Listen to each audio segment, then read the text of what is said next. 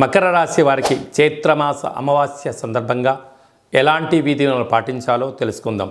ఒకవైపు ఏలనాటి శని శివరార్థ సంచార స్థితి ఉండడం, 12 సంవత్సరముల తర్వాత వృషభ రాశిలో గురువు సంతాన స్థానంలో సంచారం చేయనప్పుడు మకర రాశి వారికి ఎలా ఉండబోతుందో ఈ వీడియోలో సవివరంగా సంపూర్ణంగా తెలుసుకుందాం. మకర రాశిలో ఏ నక్షత్రాలు వస్తాయనగా ఉత్తరాషాఢ నక్షత్రంలోని 2, 3, 4 పాదాలు, శ్రవణ నక్షత్రంలో 4 పాదాలు, ధనిష్టా నక్షత్రంలోని 1, 2 పాదములు కలిపితే మకర రాశి అవడం జరుగుతుంది. చాలామందికి పుట్టినటువంటి కాల సమయంలో డేటా ఆఫ్ బర్త్లో లేనటువంటి కారణం వలన పేరు యొక్క మొదటి అక్షరాన్ని అనుసరిస్తూ ఆ రాశిని తెలుసుకొని ప్రయత్నం చేద్దాం. ఏ అక్షరాలు ఉన్నట్లయితే బో, జా, జీ, జూ, జే, జో, ఘ, గా, గి అక్షరాల వారందరూ కూడా మకర రాశి జాతకులే. మకర రాశి యొక్క అధిపతి శని భగవానుడు.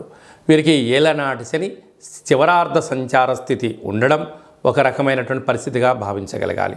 కనుక మకర రాశి జాతకులు అనగానే జలరాశి అవడం వలన నీటి వ్యాపారాలు, హోటల్ వృత్తులు, అలాగనే మెడిసిన్, ఔషధాలు, అదే కాకుండా మొక్కలు, చేపలు, రొయ్యలు, ఆహార ఉత్పత్తులు, కూరగాయలు ఎక్స్పోర్ట్స్ అండ్ ఇంపోర్ట్ చేసేటువంటి వారందరూ, అదే కాకుండా ఎక్కువ శాతంగా వీళ్ళు డాక్టర్ వృత్తిని ఎంచుకోవడము, కార్పొరేట్ ప్రపంచాన్ని శాసించే వాళ్ళు ఎవరయ్యా అంటే ఈ యొక్క మకర రాశి జాతకులే.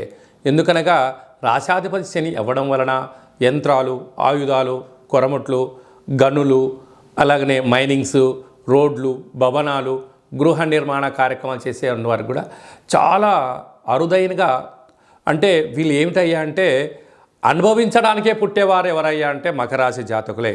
ఎందుకనగా కళవు వెంకట నాయక అన్నట్టుగా వెంకటేశ్వర స్వామి వారి యొక్క జన్మ నక్షత్రం కూడా శ్రవణ నక్షత్రము.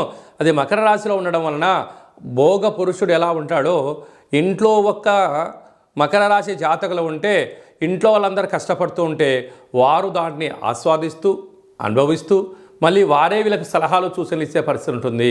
కనుక వీరంతా అదృష్టవంతులు ఎవరు లేరు అని చెప్పి గమనించగలగాలి.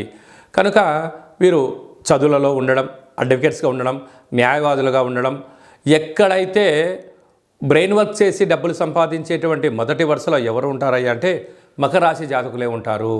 కనుక వీరికి 2వ స్థానంలో శని భగవానుడు ఉండడం వలన కష్టపడకుండా డబ్బులు ఎలా సంపాదించాలో వీళ్ళకు బాగా తెలుసు. తృతీయంలో కుజుడు, బుధుడు రాహు సంచార స్థితి ఉండడం వల్ల ఇటు తల్లిదండ్రుల నుంచి అటు అత్తమామల నుంచి ఆస్తిపాస్తులు వారి సొంతమవుతాయి. అర్ధాశ్రమ రవి శుక్రుడు కావడం వలన దయచేసి ఇది వేసవి కాలం అవ్వడం వలన ఎండలో దయచేసి ప్రయాణం చేయొద్దు. భూతత్వము, అగ్నితత్వము, వాయుతత్వమైనటువంటి ఆయుధాలతో దయచేసి చెలగాటం ఆడవద్దు.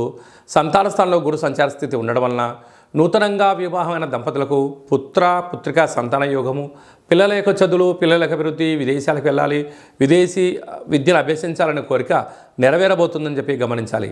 భాగ్యస్థానంలో కేతు సంచార స్థితి ఉండడం వలన ఏ భార్య అయితే భర్తను గౌరవించబడతాడో, ఏ భర్త అయితే భార్యను గౌరవించబడతారో అన్యోన్య గృహస్థాశ్ర జీవితంలో వీరికి తిరిగి ఉండదు.